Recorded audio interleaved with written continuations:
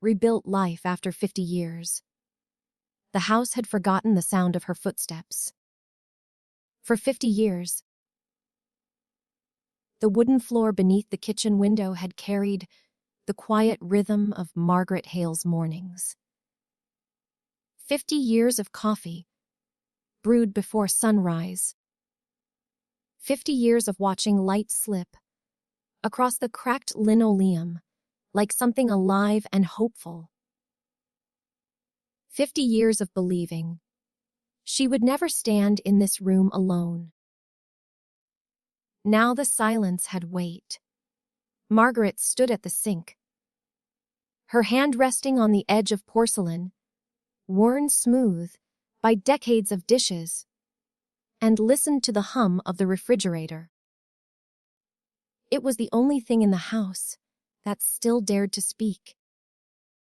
The clock on the wall ticked carefully, almost apologetically, as if afraid to remind her that time had continued without him. Thomas had been gone for 11 months.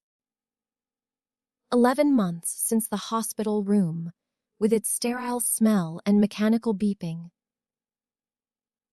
11 months since she'd held his hand and whispered, "You can rest now," though every cell in her body had screamed for him to fight. 50 years of marriage ended in a single, long exhale that never came back. She lifted the kettle, filled it halfway, and set it on the stove. The small ritual felt enormous. For so long, she had poured 2 cups. Now she caught herself reaching for his mug, the blue one with the chipped handle, and forced her hand away. "I'm sorry," she murmured, though no one had accused her. Outside, winter pressed against the windows. Snow covered the garden Thomas had planted every spring. The rose bushes stood like skeletal hands reaching upward, asking questions the sky would never answer. Margaret's reflection hovered faintly in the glass. Her hair, once dark and thick, now silver and pulled into a loose bun. The fine lines around her mouth, etched by decades of laughter and worry. She searched her own eyes, wondering when they had begun to look so tired. 50 years. She had been 19 when she met him at a bus stop, in a town neither of them intended to stay in. He'd dropped his coin. She'd picked it up. He'd smiled as though the world had just tilted in his favor. "You saved my fortune?" he'd said. "It's 25 cents, she'd replied. "Exactly," he'd answered. "All the luck I need." And somehow, it had been. They built everything from that moment. A rented apartment with thin walls and shared laundry. A second-hand couch that sagged in the middle. 2 children who arrived screaming and left for college with quiet, determined faces. A life stitched together by grocery lists and mortgage payments and whispered apologies after arguments that never lasted long. Now the children called on Sundays. "Mom, are you eating properly? Mom, you should think about moving closer to us. Mom, maybe sell the house. It's too big for you." Margaret would nod into the receiver, though they couldn't see her. "I'm fine," she'd say. "This house still knows me." But lately, she wasn't so sure. The kettle began to whistle, sharp and insistent. She turned off the flame, poured the water into her single cup, and carried it to the small kitchen table. The chair across from her remained tucked in neatly, untouched. She had tried once to leave it slightly pulled out, as if he might sit down at any moment. It had made the emptiness louder. She wrapped her hands around the mug and closed her eyes. What does a woman do when her entire identity has been intertwined with another for half a century? Wife, mother, caregiver, the quiet center of someone else's orbit. Without him, she felt unmoored, as though the gravity that had held her steady had simply vanished. She hadn't expected grief to feel so physical. It wasn't just sadness. It was an ache in her bones, a stiffness in her chest. Some mornings she woke up reaching for his warmth, and instead found cold sheets. That first second of confusion, before memory settled back into place, was the cruelest part. She opened her eyes and stared at the steam rising from her tea. "I'm still here?" she whispered into the quiet. "What am I supposed to do with that?" The question hung in the air, unanswered. After breakfast, she moved slowly through the house. The hallway photographs lined the walls like a timeline of love. Thomas holding their newborn son with a look of stunned wonder. Their daughter in pigtails, missing her front teeth. The family vacation at the lake, where they'd laughed until their sides hurt. Margaret paused at the last photograph, taken of them together. It had been their 50th anniversary. They stood on the back porch, hands clasped, faces close. Thomas looked thinner, but his eyes still held that familiar spark. 50 years. He'd said softly that night, after the guests had gone. "If I had another 50, I'd choose you again." She had laughed through tears. "We're too old for another 50. Then we'll take what we can get." They'd gotten 3 more months. Her fingers brushed the edge of the frame. The glass felt cool, indifferent. "I didn't know that was goodbye," she said. A sudden knock at the door startled her. She rarely had visitors now. For a moment, hope flared irrationally. Thomas had always knocked twice in a particular rhythm, when he forgot his keys. But this knock was unfamiliar. Margaret walked to the door, her heart thudding in a way she hadn't felt in months. When she opened it, a young woman stood on the porch, bundled in a thick coat, cheeks flushed from the cold. "Mrs. Hale," the woman asked politely. "Yes." "I'm sorry to bother you. My name is Clara. I just moved into the house next door." Margaret blinked. The house next door had been empty since the Petersons moved to Florida. "Oh," she said. "I didn't realize." The Clara smiled, though it seemed slightly nervous. "I was hoping to introduce myself. And, well, I noticed your driveway hasn't been cleared. I was going to shovel mine anyway. I thought I could do yours too." Margaret felt something twist inside her chest. Not pain exactly, but something close to it. "That's very kind," she replied. "You don't have to." "I don't mind," Clara said quickly. "It's good to keep busy." Margaret understood that sentence more than the young woman probably intended. For a moment, she considered refusing. She had managed the driveway alone last week, though it had taken her nearly an hour, and left her breathless. Pride and habit warred with exhaustion. "Thank you," she said finally, her voice barely above a whisper. Clara's smile widened. "Of course." As the young woman stepped back into the snow, Margaret closed the door gently and leaned against it. Keep busy. That had been her strategy too.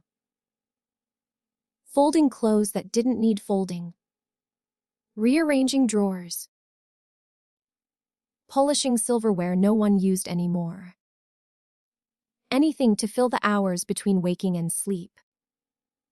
She returned to the window and watched as Clara began clearing the driveway with steady, determined movements.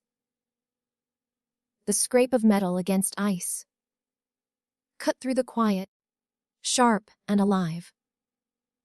Margaret felt a strange sensation stirring beneath her grief. It wasn't happiness.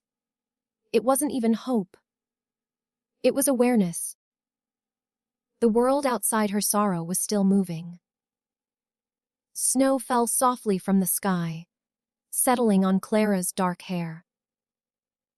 Cars passed at the end of the street. Somewhere in the distance, a dog barked. Life, indifferent and relentless, continued. Margaret pressed her palm against the glass. "I don't know how to start over," she admitted to the empty kitchen. Not after 50 years. The steam from her forgotten tea had long since faded. And yet, as she stood there watching the neighbor carve a path through the snow, a quiet thought emerged. Fragile as the first bud of spring beneath winter's frost. If the driveway could be cleared, inch by inch, perhaps so could the rest of her life. Margaret pressed her palm harder against the glass, as if she could feel the cold through it, as if the sting might anchor her to something real. Clara worked methodically, carving neat lines through the snow, revealing the dark asphalt beneath. Each scrape of the shovel sounded like a sentence being written across the white silence of winter. Margaret found herself counting the movements. 1, 2, 3. Lift, toss, breathe. She hadn't realized how long it had been since she'd watched someone with such quiet determination. Thomas used to shovel like that. He would bundle himself in his thick brown coat, the one she had mended twice at the elbow, and step outside before dawn. "Snow doesn't wait," he'd always said. And neither should we. She would watch him from the same kitchen window, smiling at the way he'd pause, halfway down the driveway to stretch his back and glance up at the sky, as if negotiating with it. She closed her eyes now and saw him there, as vivid as memory could allow. The image felt so close that for a moment she almost believed she could open the door and call his name. But when she opened her eyes, it was Clara standing in his place. A life moving forward. Margaret stepped away from the window and looked around the kitchen, as though seeing it for the first time. The curtains were slightly yellowed. The table bore scratches from years of homework and holiday dinners. The room felt preserved in time, like a museum dedicated to a love story that had already ended. "Is this how I'll live?" she asked herself quietly. Guarding a shrine. The thought unsettled her. Her gaze drifted toward the hallway again. Toward the bedroom at the end, where Thomas's clothes still hung in the closet. She hadn't been able to move them. Every time she opened the door, the faint scent of his aftershave lingered in the fabric. It was the only proof that he had once been tangible. But even that scent was fading. A sudden knock sounded again, softer this time. Margaret startled, then hurried to the door. When she opened it, Clara stood there, cheeks flushed deeper, snow clinging to the cuffs of her gloves. "All done," she said, breathing lightly. "I salted it too, just in case." Margaret glanced past her. The driveway was clear, the path precise and safe. "You shouldn't have done all that," Margaret murmured. Clara shrugged. "I had the time." There was a flicker in the young woman's eyes. Something like understanding. "Would you like to come in for tea?" Margaret heard herself ask before she could reconsider. The invitation hung between them. Clara hesitated only a moment. "I'd like that." Margaret stepped aside, and for the first time in months, someone crossed the threshold who was not a delivery driver or one of her children visiting briefly. The house seemed to inhale. Clara removed her boots carefully by the door. Her movements were respectful, almost tentative, as if she sensed the weight of the air inside. "It's a beautiful home," she said, softly, glancing at the photographs lining the hallway. "Thank you," Margaret replied. "It's old. So are the best things," Clara answered with a small smile. They moved into the kitchen. Margaret busied herself with the kettle again, grateful for something to do with her hands. "Sugar?" she asked. "Just a little." As she prepared the second cup, Margaret realized how foreign the act felt. Pouring for someone else. Setting a second mug on the table. The simple symmetry of it made her chest tighten. They sat across from each other, steam rising between them like a fragile bridge. "I hope I'm not intruding," Clara said. "I know it can be strange, new neighbors appearing out of nowhere." "It's not strange," Margaret replied. "It's unexpected." The Clara nodded as if she understood more than the words suggested. They drank in silence for a few moments. The clock ticked. The house listened. "My husband used to clear the driveway," Margaret said suddenly. The words slipped out before she could stop them. Clara looked up gently. "Used to." Margaret traced the rim of her cup with her finger. "He passed away last year." "I'm so sorry." The sympathy was simple, unadorned. It didn't feel rehearsed or pitying, just present. "We were married 50 years. Margaret continued, her voice steady but distant. "I don't quite know how to be a person without him." The Clara's hands tightened slightly around her mug. "I think," she said carefully, "that you're still the same person, just in a different chapter." Margaret almost smiled at the phrasing. "It doesn't feel like a chapter. It feels like someone tore the book in half." Silence settled again, but it wasn't as heavy as before. Clara glanced toward the hallway. Were those your children in the photographs? Yes. They're grown. Far away. Do you see them often? Not as often as I'd like, Margaret admitted. They have their own lives. She didn't say the rest. That she didn't want to be the fragile mother who needed constant checking on. That she feared becoming a burden more than she feared loneliness. Clara nodded thoughtfully. I moved here alone, she said after a moment. New job. New city. I thought it would feel exciting. But sometimes it just feels empty. Margaret looked at her more closely now.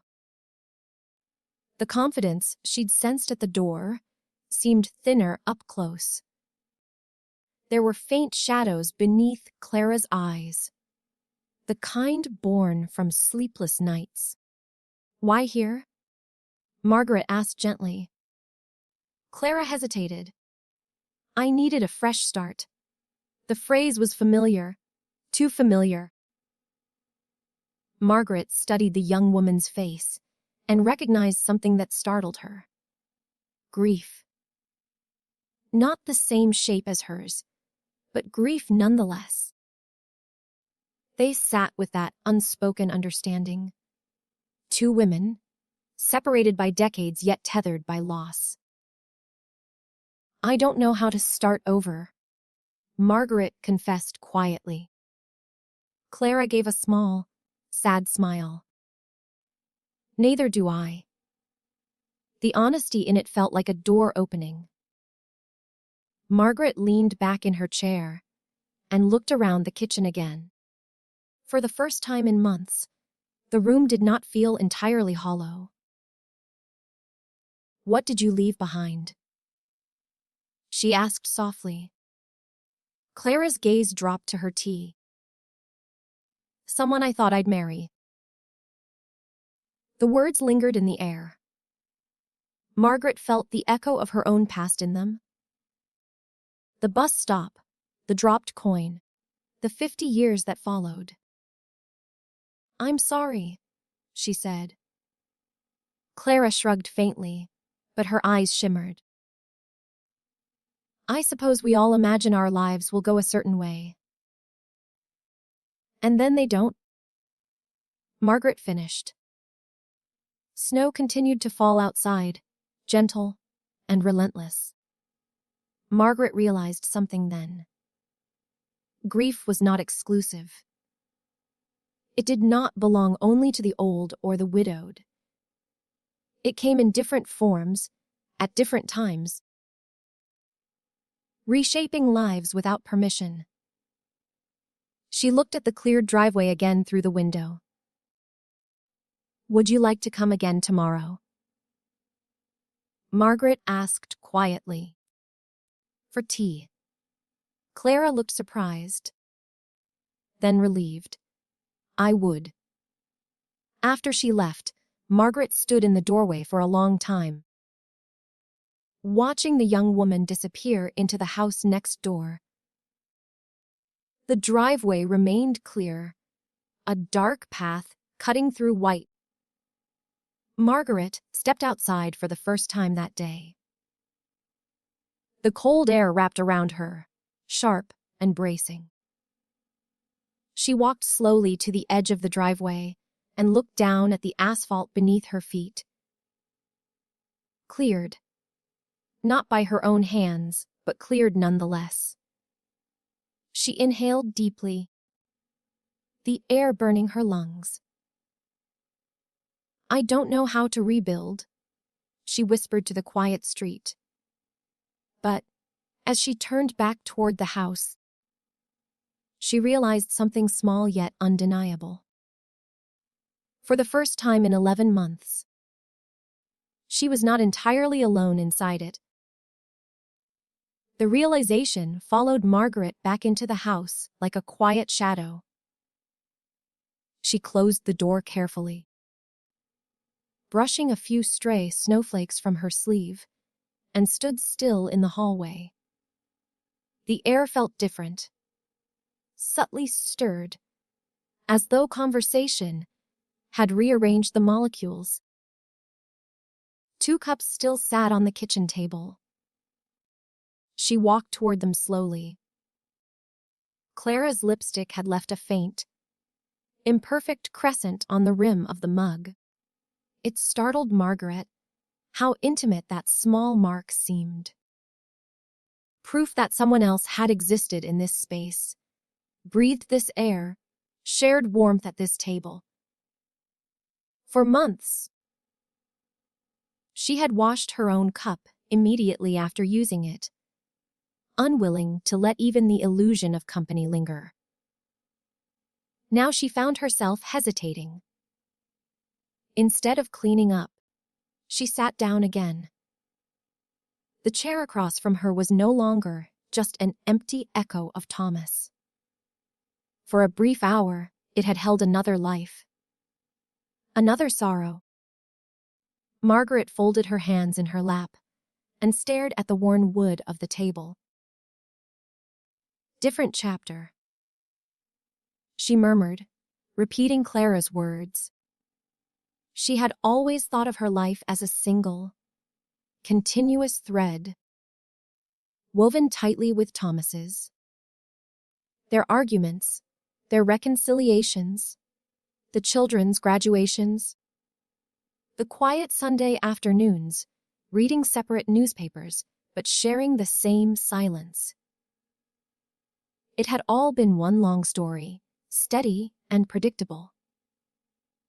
And then the thread had snapped. She rose abruptly, as if something inside her had made a decision, before she was fully aware of it. Her steps carried her down the hallway to the bedroom. The door creaked softly when she opened it. The bed was still made on his side, the pillow fluffed as though awaiting his return. The quilt Margaret had sewn during their 25th year of marriage lay smooth and undisturbed. She hadn't slept on his side since the hospital. It felt sacred and cruel. She crossed the room slowly and stood before the closet. Her hand hovered over the knob. "You can't hold everything forever," she whispered, though she wasn't sure whether she was speaking to herself or to him. When she opened the door, the scent met her faintly, no longer strong enough to wound, but still there. Thomas's suits hung in careful order. His flannel shirts, his winter coat, the tie he'd worn to their daughter's wedding. She reached out and touched the sleeve of his brown coat. Memories came in a rush. His laughter when she'd teased him for refusing to buy a new one. The way he'd wrap his arms around her from behind while she cooked. The fabric brushing her cheek. Her knees trembled. "I don't want to erase you," she said, her voice breaking. "I just don't know how to keep living like this." With tears slid down her face, quiet and steady. For months, grief had felt like drowning, heavy and suffocating. But this was different. This felt like standing at the edge of something vast and terrifying. She carefully lifted the coat from its hanger and pressed it to her chest. The fabric was cool now, inanimate. "I loved you," she whispered into the collar. "I still do." The silence did not answer. After a long moment, she folded the coat over her arm and carried it to the bed. One by one, she began removing the rest of his clothes. Not hurriedly, not with anger, with reverence. Each item carried a story. The blue sweater he'd worn on their trip to the mountains. The white shirt stained faintly with red wine from their 40th anniversary dinner. The worn leather belt that had molded to his shape over decades. She placed them gently into a large box she found in the attic weeks ago, but had been too afraid to use. Halfway through, she sat down on the edge of the bed, overwhelmed. "Am I betraying you?" she asked the empty room. In her mind, she could almost hear his voice. "Don't be foolish, Maggie." He had always called her that when she doubted herself. Life is for the living. The memory of his tone, warm, teasing firm, caused a small, fragile smile to appear through her tears. "I'm trying," she said. By late afternoon, the closet stood half empty. The box at the foot of the bed was full. Margaret wiped her face and looked around the room. It felt altered now. Not empty, just less frozen in time. She carried the box downstairs slowly, her arms aching not from weight but from meaning. She set it by the front door. Tomorrow, she would decide what to do with it.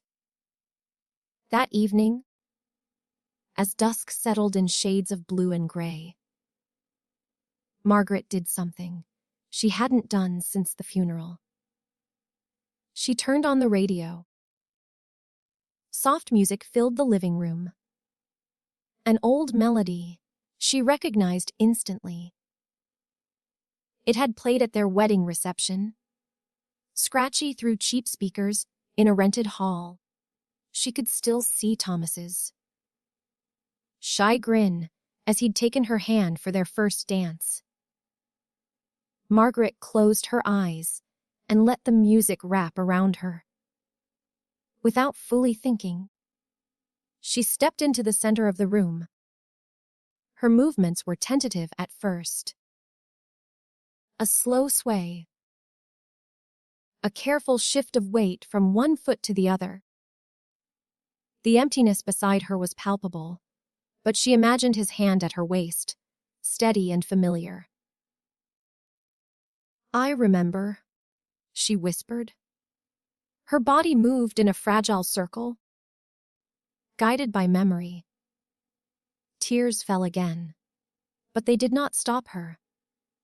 She danced alone in the living room where they had celebrated birthdays, argued about politics, and watched their children open Christmas presents.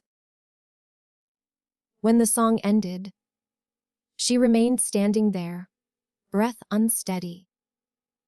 The silence that followed did not feel as cruel as it once had. A knock sounded softly at the door. Margaret startled, her heart leaping into her throat.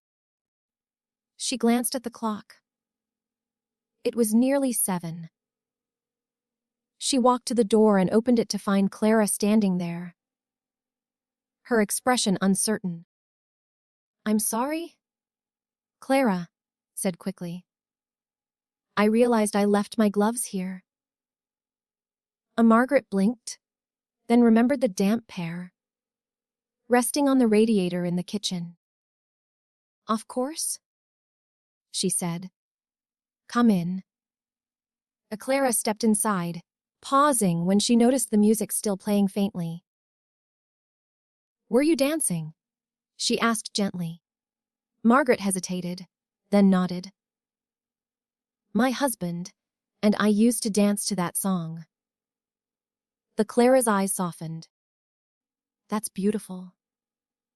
"It's painful," Margaret corrected quietly. "But beautiful." Clara retrieved her gloves from the kitchen, but did not immediately leave. She looked at the box by the door. "Or are you moving?" she asked. Margaret followed her gaze. No, she said slowly. I'm making space. Clara studied her for a moment, as if recognizing the significance. That's brave, she said. Margaret let out a faint, surprised laugh. It doesn't feel brave. It rarely does. They stood facing each other in the dim light. Two women suspended between what was and what might be. Would you like to stay? Margaret heard herself ask again. I have some leftover soup. Clara hesitated only briefly. I'd like that. In the kitchen, Margaret warmed the soup and set 2 bowls on the table. The steam rose like a quiet offering. As they ate, Clara spoke about her new job. How overwhelming it felt. How small she sometimes felt in a city that did not yet know her name. Margaret listened carefully, offering small nods, gentle questions. In turn, Margaret found herself speaking of Thomas not as a wound, but as a story.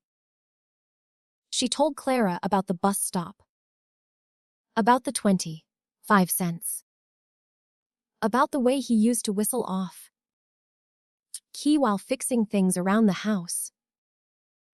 Clara laughed softly at that. The sound filled the kitchen in a way Margaret had almost forgotten was possible. Later, when Clara finally stood to leave, she paused at the doorway. I'm glad I knocked this morning, she said. So am I, Margaret replied. After the door closed, Margaret leaned against it once more. The house was quiet again, but it no longer felt like a tomb. She walked back into the living room and turned off the radio. Then she stood for a moment, listening to the stillness. It did not press against her chest the way it once had. Upstairs, the closet remained half empty. Downstairs, the box waited by the door. Margaret looked at it thoughtfully. For the first time since Thomas's last breath, she felt something shift. Not a replacement for him, not an erasure of love, but a small, fragile opening. The kind that might, if tended carefully, become a doorway. Margaret stood in the dim light of the hallway, staring at the box by the door, as though it might speak first. The cardboard flaps were slightly uneven, one corner bent inward from age. Inside lay 50 years of shared mornings and arguments and apologies stitched into fabric. She rested her hand on top of it. I won't disappear you, she said softly. I promise. The words felt important, like an oath whispered at an altar no one else could see. The next morning arrived pale and hesitant. Sunlight filtered through the curtains, thin and winter. Weak. Margaret woke before the alarm she no longer needed, and lay still for a moment, listening. No mechanical beeping. No labored breathing. No hospital hum. Just the quiet house. She turned her head toward the empty pillow. It no longer startled her the way it once had. The ache was still there, but it had shifted from a stabbing pain to something deeper, duller, like an old bruise pressed gently. She sat up slowly. Today, she didn't know what the word meant exactly, only that it carried weight. After dressing, she went downstairs and stood again before the box. Her fingers traced the edge once more before she bent, lifted it carefully, and carried it outside. The cold air wrapped around her immediately, sharp and clarifying. The driveway, still clear from yesterday's work, seemed like a quiet encouragement. She placed the box in the trunk of her car. For a long moment, she remained standing there, staring at it, as though it might try to climb back out. Clothes are not a person, she whispered to herself. Memories are not trapped in fabric. The engine started with a familiar rumble. She hadn't driven much since the funeral. The grocery store. The pharmacy. Nowhere else. As she pulled onto the street, she caught sight of Clara's curtains parting slightly. A silhouette moved behind the glass. Margaret lifted one hand from the steering wheel in a small wave. The drive to the donation center felt longer than it was. Every red light gave her too much time to think. Her mind replayed moments without her consent. Thomas teaching their son how to tie a tie. Thomas asleep in the recliner, with the newspaper on his chest. Thomas reaching for her hand in the hospital bed, his grip still strong despite everything. "Let me go," she had whispered then. She hadn't realized she would be the one who needed to learn how. The donation center was quiet. A simple brick building with a faded sign. Margaret parked, turned off the engine, and sat motionless. Her heart pounded. You can still turn around. The thought came uninvited. No one would know. The clothes could remain in the closet another year. Another 5. She could preserve the shape of him in cotton and wool. But preserve for what? She stepped out of the car before her courage thinned. The air inside the center was warm and faintly scented with detergent. A middle-aged man behind the counter looked up and offered a gentle smile. "Good morning." Margaret nodded. Her voice felt lodged somewhere deep in her chest.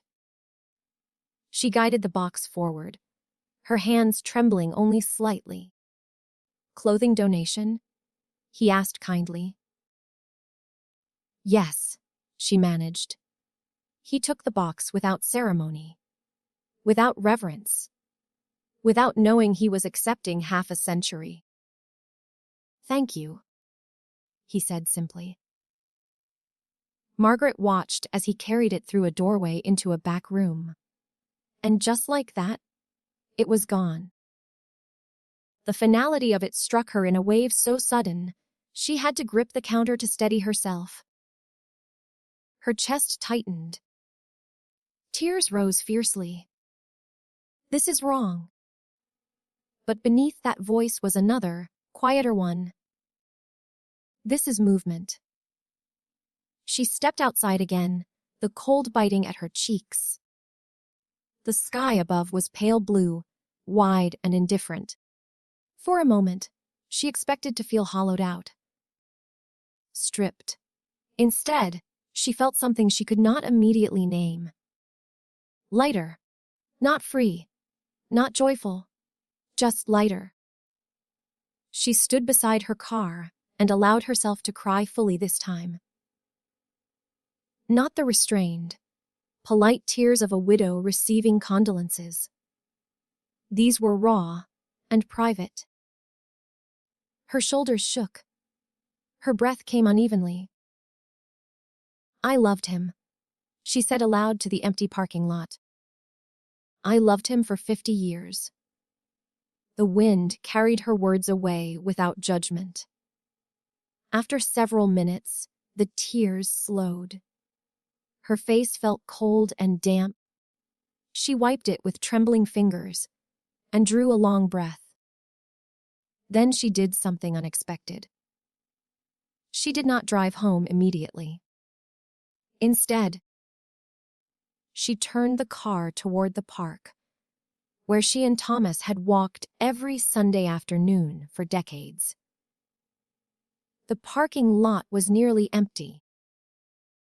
Snow covered the benches and edged the frozen pond in white.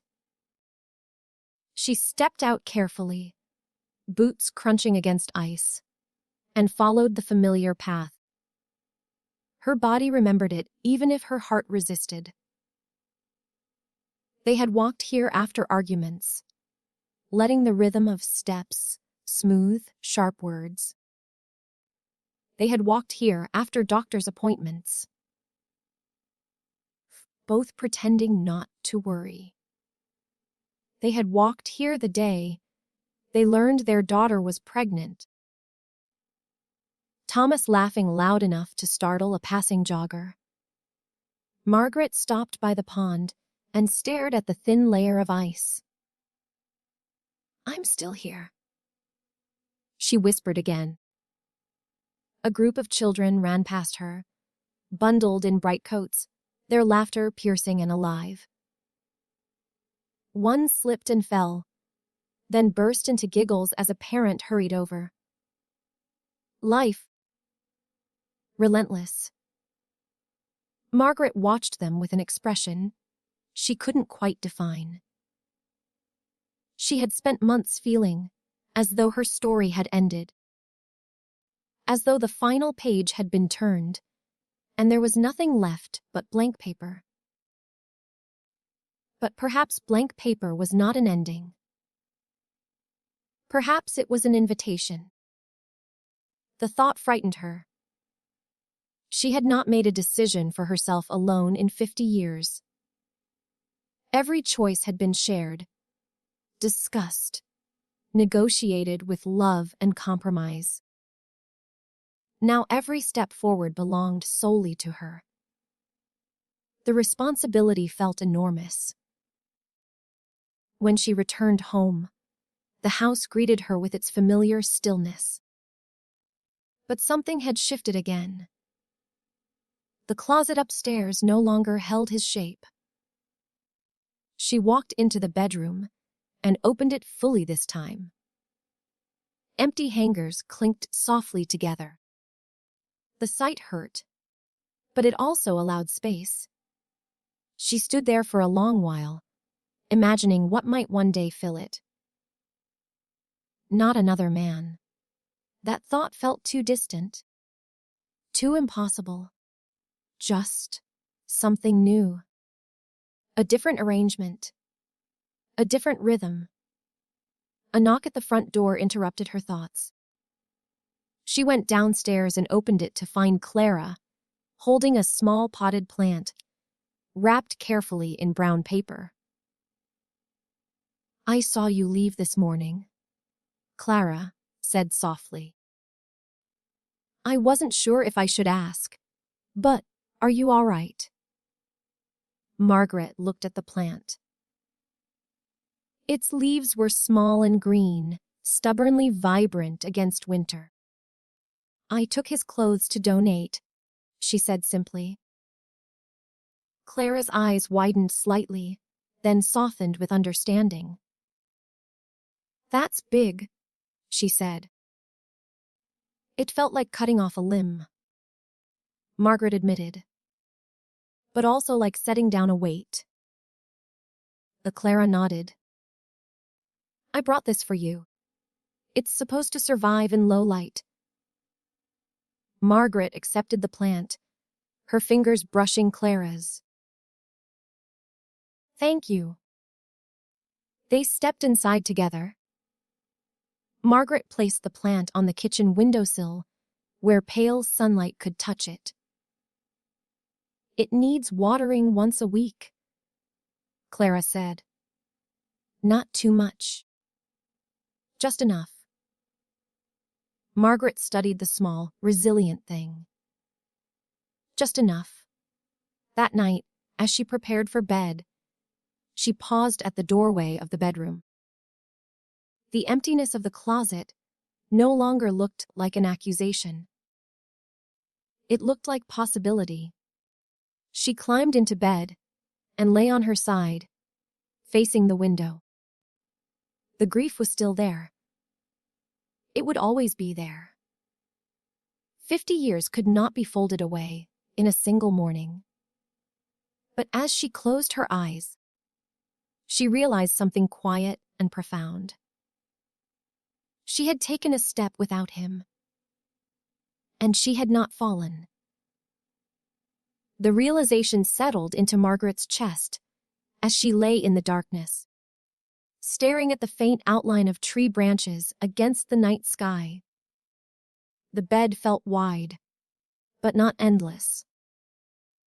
The silence felt present, but not suffocating.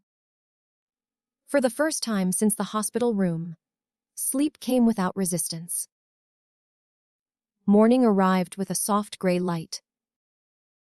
Margaret woke slowly, disoriented for only a second before memory returned. Not as a blow, but as a fact. Thomas was gone. The closet was empty. The box had been given away, and she was still here. She sat up and let her feet rest on the cold wooden floor. The chill traveled upward, grounding her. In the kitchen, the small plant Clara had brought stood upright in its pot, leaves catching the early light. Margaret touched one gently. It was firm, alive. She filled a glass with water and poured carefully at its base. "Not too much," she murmured. As the days passed, the ritual of tea with Clara became steady. Not every day, but often enough that the house began to anticipate it. The second mug no longer felt foreign in Margaret's hand. It felt intentional.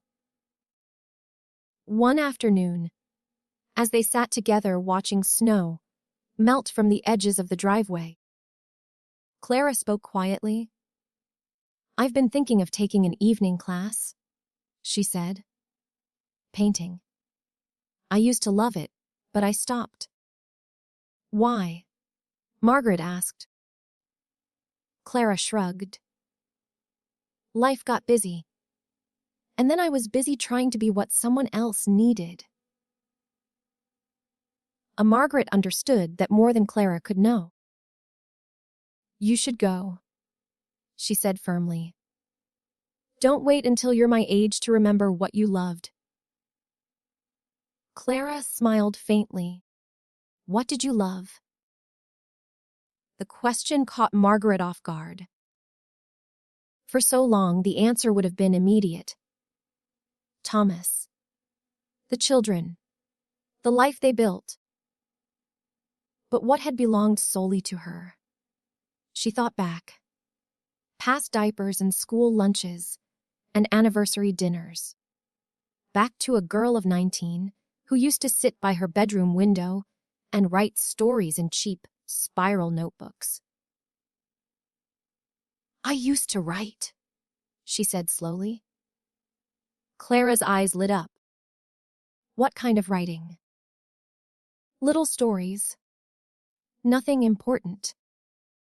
"Important to who?" Margaret looked down at her hands. They bore the faint tremor of age, but they were still capable. "I stopped when the children were small," she admitted. There was always something more urgent. "And now?" Clara asked gently. Margaret felt something stir inside her. A memory not of grief, but of longing. "I don't know if I remember how." Clara leaned forward slightly. "Maybe you don't have to remember. Maybe you just start." That night, after Clara returned home, Margaret walked slowly to the hallway closet where old boxes of forgotten things had been stored. She climbed the step stool carefully and brought one down. Inside were photo albums, faded birthday cards, and at the very bottom, a thin spiral notebook. Her breath caught. She opened it cautiously. The pages were yellowed, the ink slightly faded, but still legible. Her handwriting from decades ago curved across the paper in hopeful lines. Stories about small towns. About women waiting at bus stops. About lives that changed with a single dropped coin. She sat at the kitchen table and read until her eyes blurred. The girl who had written those words felt distant and familiar all at once. "I see you," Margaret whispered to the younger version of herself. The next morning, she drove not to the grocery store, but to a small stationery shop downtown. The bell above the door chimed softly as she entered. Shelves lined with journals and pens surrounded her. She chose a simple leather-bound notebook. Nothing ornate. Just sturdy. At the counter, the young cashier smiled, starting something new. Margaret hesitated only a second. "Yes," she said. Back home, she placed the notebook on the kitchen table beside her tea. For a long while, she only stared at it.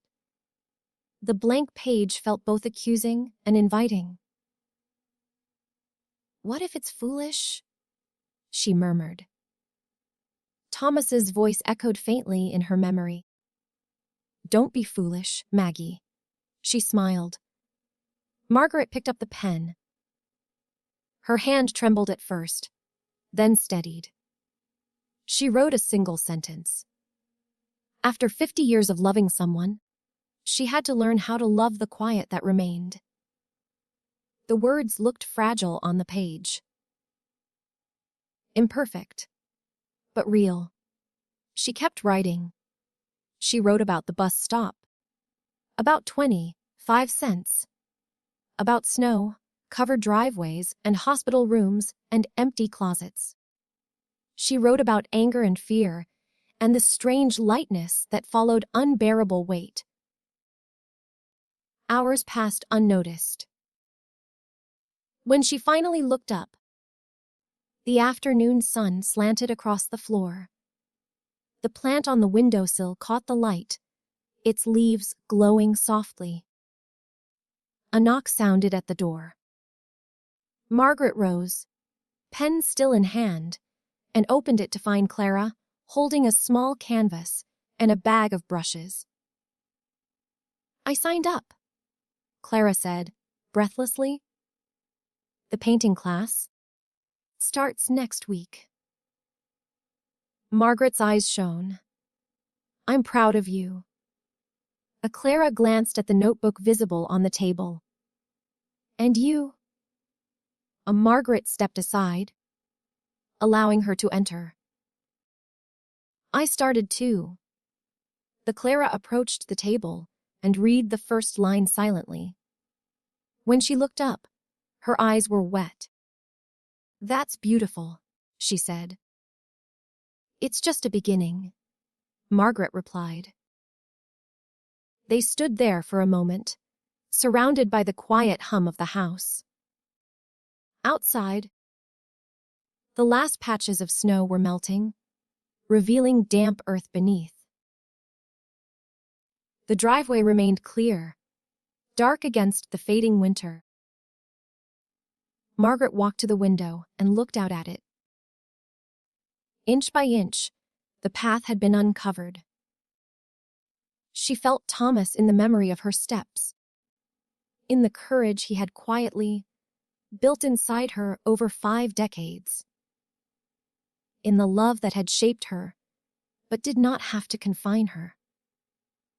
"I miss you," she whispered softly. The grief did not vanish. It settled beside her, familiar and steady. But it no longer defined the horizon. She turned back to the table, to the notebook, to the blank pages waiting. 50 years had been a lifetime, but not the only one she would ever live. Margaret sat down, lifted her pen again, and continued writing. Not to replace what she had lost, but to honor it by moving forward. And this time, when the silence wrapped around the house, it felt less like an ending and more like space. Space enough to rebuild. Space enough to begin again.